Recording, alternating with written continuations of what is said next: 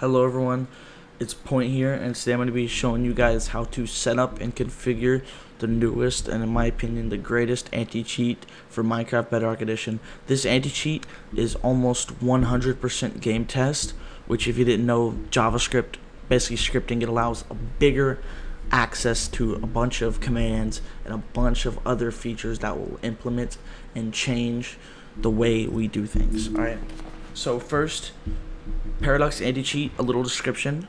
By the way, there will be sections, so skip to the next section if you want to skip this. But Paradox Anticheat is an anti-cheat developed and made by Visual Impact, who got the idea of it from another project he was developing called Scythe Anticheat. Scythe Anticheat was made by him and another developer, and they had what you would call, there was a little beef, you can call it. That's what you can call it, beef. And they split. Well, they didn't really split, but they went separate ways, project-wise. And Paradox Anticheat was forked from Scythe Anticheat, and Paradox has gone quite a bit away from Scythe since then. So, Paradox offers, in my opinion, the widest range of modules, commands, and also features that will greatly impact your realm and greatly cause the best experience for getting rid of hackers and malicious players in your realm. So enough rambling, let's get into it. Alright, so the first step to configuring and setting up the Paradox Anticheat would be going to the Discord server. So the link will be in the description, or you could just look at the screen right here. The link is right here. It is, discord.gg/this. Alright, once you join the Discord server, you want to head over to GitHub changelog. This, in my opinion, is for if you want to get the latest updates for it. But the latest update might not always be stable. That's why you go to GitHub releases. Either one works. So, in my opinion, I do changelog. So, you click yep, you go click the link right here, you click yep, and you get to here. The reason you can't just go straight to the GitHub, and you want to click this to get to this page right here. The reason you can get straight to this link, but you want to be in the Discord server, because the Discord server has support, bug reports, and the owner, creator, Visual Impact, is very helpful, and he always fixes the bugs as fast as he can. That's why I highly recommend joining the Discord server. So either way you get to this link, right here will be in the description too. Either however you get to it, you will end up in this page. So right here, you could read the About Me, basically, for Paradox. Setup, once you read all that, you want to go to Code. Click right here. By the way, this is a PC only tutorial if you didn't realize. Click Download Zip. So it should download. And then once it's downloaded, you want to go to your files. You want to go to your downloads, and then you'll see Paradox Anticheat main. You want to double click on it, and you want to open the WinRAR. If you don't have WinRAR, it'll be in the description too. And then you get to the folder, you'll double click on it, and you'll see all of these files. You actually don't want to edit these unless you know what you're doing. So unless you know what you're doing, do not edit these. So you'll go, there's GitHub, you don't need to worry about this. Animation controllers, don't really need to worry about this. The only ones you really need to worry about, you could do this on tick JSON. What it does is, it basically, like, every tick, which is like just 20 a second, so you can do the math, it runs these commands. And then there is entities, which these are the ones that it kills or alters. You don't really need to edit with these. And then there's functions. Functions, don't need to edit these really.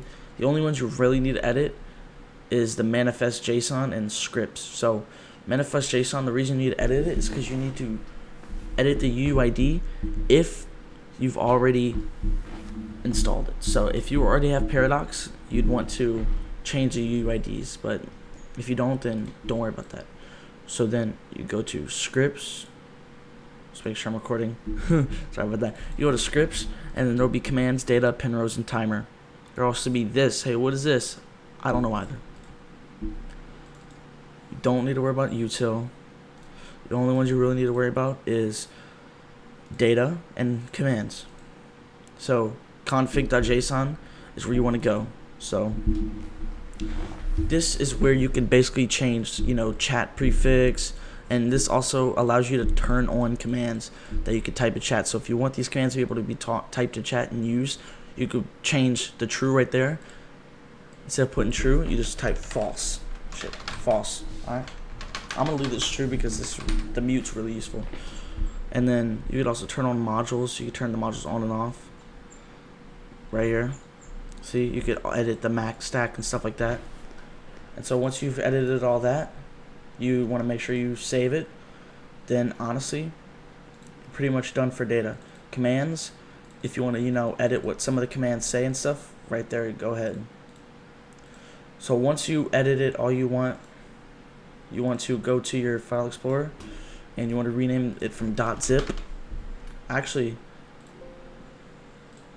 I'm going to show you guys how to, I'm going to show you guys how to edit the UUID. So you want to go to UUIDgenerator.net, links in the description too, and you want to copy the most recent UUID that it pops up right there. And then you want to paste it right here in the first one. You want to refresh the page to get another one. You want to paste it in the modules right there. And then that should be it. You really don't need to edit so many of them. And there you go. Make sure to save. Close out of this. Go to your file explorer where you have the .zip file. And change it to .mcpack. Then once it is .mcpack, you want to boot up Minecraft. We'll wait for this to load. Sorry if I'm stuttering a lot. This is one of my first tutorials, So once we wait for Minecraft to boot up.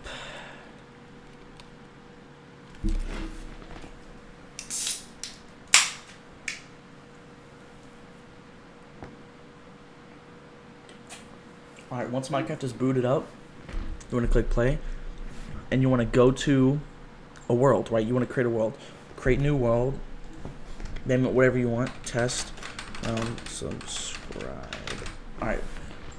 You put the difficulty whatever you want. The ranks you need to add though is you need to turn on all of these experiments. See how it says experiment trader? You want to turn all of these on. Once all those are on, you want to activate cheats and you want to turn on education edition. These are very useful and I don't want to get into them right now, but you need to turn these on. So once you have all that, you want to create the world. I like to visit other things while I wait.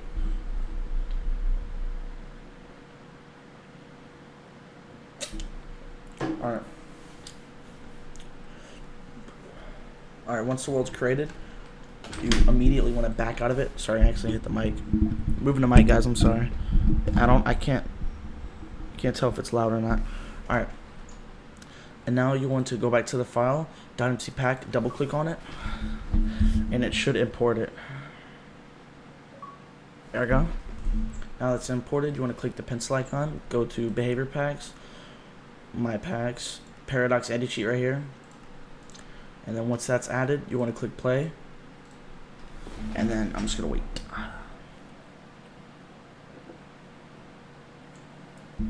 Alright, now that it's added, you should see a few commands in chat, like !help. These are the non-staff commands. See, when you actually first join, you were not staff, so you do not have the staff. So right now, as soon as you join, you are the average player who joins that will not get staffs. So to give yourself staff, there are two methods. There is the easy way, which is actually one of the most commonly used ways, is you want to do /function op to give yourself staff. Before we do that, I'll show you right now. /function op says you want to opt, and it says your name is opt. You can remove that right now because I want to show you guys something. So how it says !report username, this allows you to report a user, and staff can see the report and then do administrative action. So you want to report, let's just put my name right there. Sorry about the keyword, by the way. Report. You cannot report yourself. See, there are some limitations to it, but you can report people. Set home. So if I want to set home right here, home has been set to these set of coordinates. So if I go over here, say I go 20, 30 blocks, type exclamation point go home, and it teleports me back to my home. See, these commands are very useful for players who own Anarchy realms, SMP realms, factions realms. But if you own something like a kit PvP and you don't want people doing this, you remember how I showed you guys to go back to the files and edit them? You can turn off this module. That's what I really love about Paradox. It's so straightforward. It gets straight to the point. So now, if you have op like I do, you want to do exclamation point help, and you get access to all of the commands. So first is the help command. Shows the help page, shows all the commands you can use. Then exclamation point ban command. You ban a user and it kicks them from the game. And it says the reason and it says who banned them. So it says the reason of why they were banned. There's a kick command which does the same thing, but it actually allows you to have a reason. It's really useful because they actually, Mojang got rid of the kick command where you can't kick multiple people at once. So it's very, very useful to use if you don't want to ban someone. Now, the reason we turned on experimental features like Education Edition is because the mute and unmute commands. These commands allow you to mute someone from chat to where they cannot type. Exclamation point notify allows you to enable / disable the cheat notifications. So if someone, let's say, has an illegal item, it says in chat who had the illegal item and what item and how many and then the data. But that can enable or disable that. Credits, it shows the credits of the actual anti-cheat, so it allows the creditations for all of the people who worked on it, which is, I like that because I like to keep that on because I like people to be able to be credited, you know. It's just something I like. So I'm actually going to be able to use some of these commands. I'm going to show you some of these. I'm going to show you credits. I put in credits right here. You guys can read that. I'm just showing you the commands. And then the next one we have is op, which allows you to make someone operator and gives them access to all these commands. This is very, very, very like bad to give to random people. You want to only give these to your staff. All right.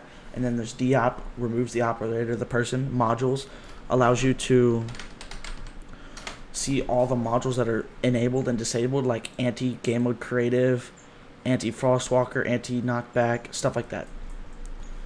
Then there is, sorry, I had to scroll all the way up. Then there is the actual prefix command, which allows you to change the prefix.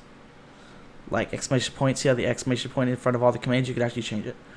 Then there's reset, which resets the prefix. Lockdown kicks everyone from the server if they're not op.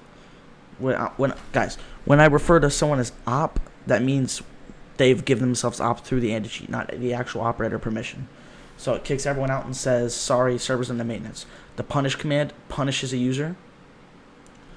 It basically clears their inventory and chest and says stuff to them. TPA allows you to teleport to another player. So if you would do exclamation point TPA like I'm doing now, you need to provide a name, right? TPA test. See, usually it would say, if the player was named test, it would do that. So what you could do is you could teleport to other players. When you do exclamation point TPA, then their name, it sends them a message saying, hey, this person wants a TP to you. Do you want them to? And if they type in chat, exclamation point TPA accept or whatever it is, then it will allow them to be able to be teleported from where you're at to where they're at. And then optional features. Optional features are basically modules, right? Exclamation point allow GMA, enable / tables the adventure game mode to be used, creative and survival. Exclamation point remove CB, command blocks, enables and disables anti-command blocks. So basically it clears all command blocks from the ground and in people's hands. Override CB forces the command blocks enabled game rule to be enabled or disabled at all times. So this is really useful if you want to disable and enable it at all times.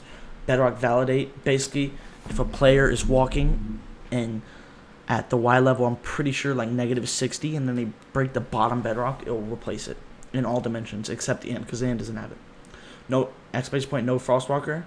It enables and disables the anti-frostwalker module. So the anti-frostwalker module basically allows players to not be able to have enchanted boots, because if they do, it's really just going to do that because Frostwalker 32k, which is like, if you didn't know what 32k is, it's basically a really powerful enchant, like enchant higher than what you could actually get, and it'll actually crash your realm.